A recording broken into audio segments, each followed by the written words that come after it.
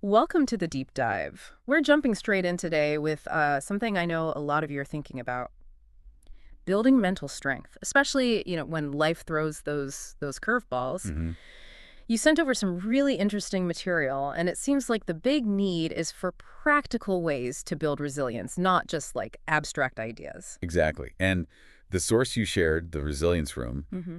it sounds like they really tackled that head on.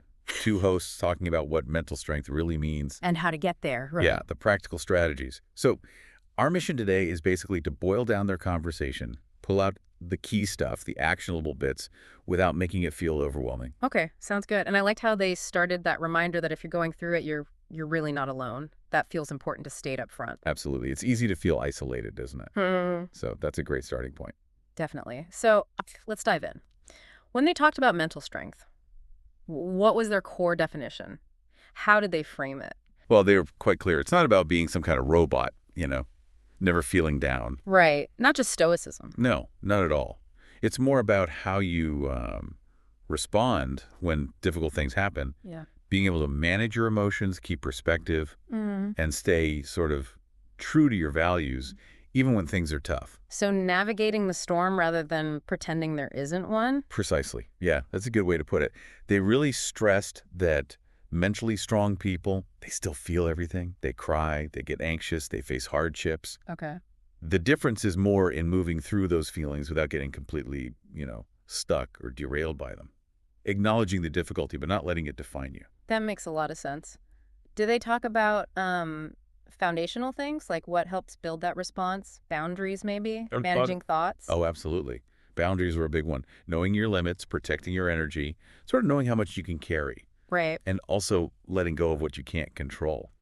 We waste so much energy there, don't we? Definitely. Yeah. Spinning wheels?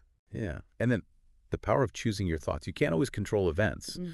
but you can work on your internal narrative about them, the story you tell yourself. Okay. And this is where they brought in personal stories, which I found really helpful. Daniel's experience with losing his job. How did that fit in? Yeah, Daniel's story was a great example of cognitive reframing.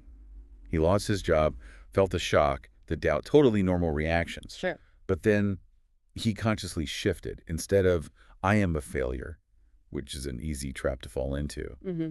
he reframed it as, this is a setback. It's not who I am. It shows you can challenge that negative self-talk. And actively choose a different perspective. Exactly. And he also mentioned gratitude, didn't he? Focusing on what he did still have Yeah. as an anchor. Right, right. And Sarah, with her pandemic experience, so relatable for many, I think. What were the key things from her story? Sarah's experience really brought out the importance of processing emotions and those small daily actions. With all the uncertainty and grief around the pandemic, she used journaling. Getting those feelings down on paper helped her process the fear, the It sadness. was giving them an outlet. Yeah, precisely. And she also talked about a daily gratitude practice. Even on bad days, finding 3 small things.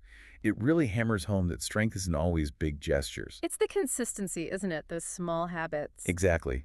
Little deliberate things building up over time. It makes it feel more achievable somehow. Okay, so these examples are great. Let's move on to the really practical tools. What specific strategies did the hosts outline? What can people actually do? Okay, yeah, they had a good list. First was accepting your feelings without judging yourself for having them. Just letting them be there. Kind of, yeah. Acknowledging the anxiety or frustration, say, without layering on criticism like, I shouldn't feel this way. Apparently that can reduce its power. Interesting. Okay, what else? Second, consciously shifting focus to what you can do right now, instead of dwelling on the uncontrollable or what went wrong. Taking some action, however small. Exactly. Even a tiny action can fight that feeling of helplessness, give you a sense of agency back. Yeah, action beats feeling stuck. What other tools? Mindfulness was in there, just being present. Doesn't have to be, a long meditation. Just noticing your breath, maybe? Or your surroundings. Yeah, simple stuff like that. And then a big one, speaking kindly to yourself. That inner critic can be brutal. Tell me about it. So noticing that harsh self-talk and actively choosing more compassionate language instead, encouraging yourself. Okay. In routines, they mention routines, especially when things feel uncertain.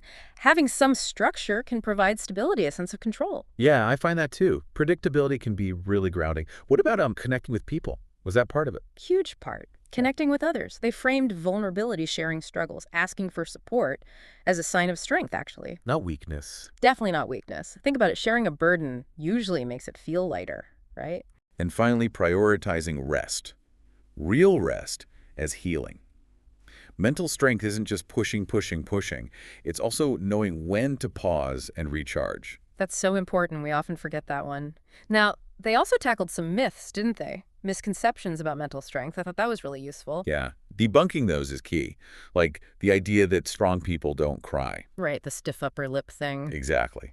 They said crying is healthy, a natural release. Doesn't mean you're not strong. Good. What other myths? The idea that you have to do it all alone, handle everything yourself. Oh, that's a pervasive one. It really is. They stress that asking for help is actually courageous. It shows self-awareness. Leaning on others is, well, human. Yeah, that pressure for total self-reliance can be really isolating. Any others? Also, the myth that if you're struggling, you're automatically not strong enough. Ah, right. As if strength means never struggling. Exactly. They reframe struggle as, part of the process, part of growth. Just showing up and trying when it's hard is strength. And related to that, they clarified strength isn't about never falling down. It's about getting back up, learning from it, becoming more resilient each time. It's dynamic. That really shifts the perspective, doesn't it? Away from some impossible ideal towards something much more, well, human. They also use listener questions as examples. Priya, the student feeling overwhelmed, what was the advice there? Yeah, Priya's situation, final year of uni, feeling totally swamped. Very common. Totally. The advice was about breaking it down, reminding herself how far she'd already come to counter those feelings of inadequacy. Okay, looking back at achievements. Yeah, and taking it one day, even one task at a time, not looking at the whole mountain at once. Chunking it down. Exactly. Break big tasks into smaller steps, and this is important. Celebrate the small wins. Build momentum. Yeah. Acknowledge the progress. Right. And crucially, try not to compare yourself to others. Everyone's pace is different. That's such practical advice for any overwhelming situation, really. And then, James, dealing with grief, that's incredibly tough territory. How do they handle that? Very gently, lots of empathy. First, just acknowledging the pain, validating that grief takes time, there's no schedule. And they offered a slight reframe on being okay, not about forgetting or not feeling sad anymore, Right. but more about learning to carry the memory with love alongside the pain, gradually. Carrying it differently over time. Yeah. And strongly encouraged seeking support, friends, family, maybe professionals.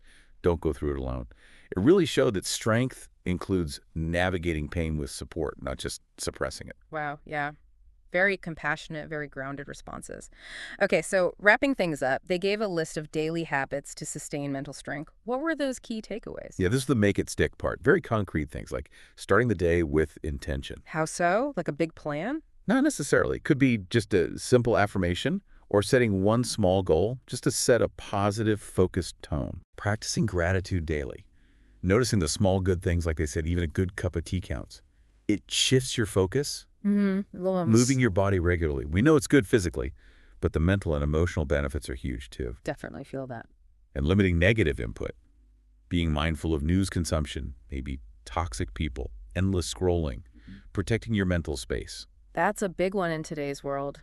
Seems simple, but hard to do sometimes. It really is. What else? Oh, resting the mind. Again, doesn't have to be formal meditation.